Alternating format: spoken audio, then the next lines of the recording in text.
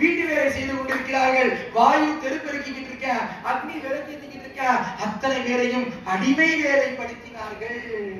பாத்தீங்களா? எங்களை போட்டு படுத்துறாப்பா, அப்பா நீ மனிதனாக அவதாரமாக வேண்டும் என்று வேண்டினார்கள். அவன்கிட்ட போய் அபயம்னு கண்ணீர் மல்க நின்னா நமக்கு அபயம் கொடுக்க மாட்டாரா? எப்படி இருக்கணும்? தூய பக்தியோட போய் நிக்கணும், சும்மா போய் நிக்கப்படாது. நின்னா அபயம் கொடுப்பார். அவர் சொன்னார், அப்பா நான் அயோத்தியில கோசலை தாயாரின் மணி வயிற்றிலே ராமனாக அவதாரமாக போகிறேன். வரும்போது எப்படி வர போறேன்? ராமன் தனியா வரல, ஒரு டீமோட வந்து அவதாரமானார்.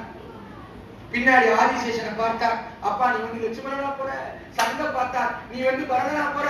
சக்கரத்தை பார்த்தார், நீ வந்து சத்ருகனா போற. இந்திரனை பார்த்தார், நீ வாலியா போற.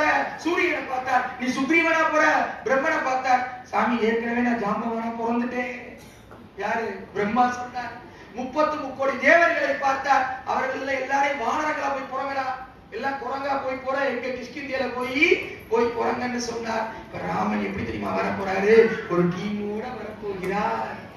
ஐயா சொல்லுவாங்க, எப்பயும் நம்ம எப்படி இருக்கணும்?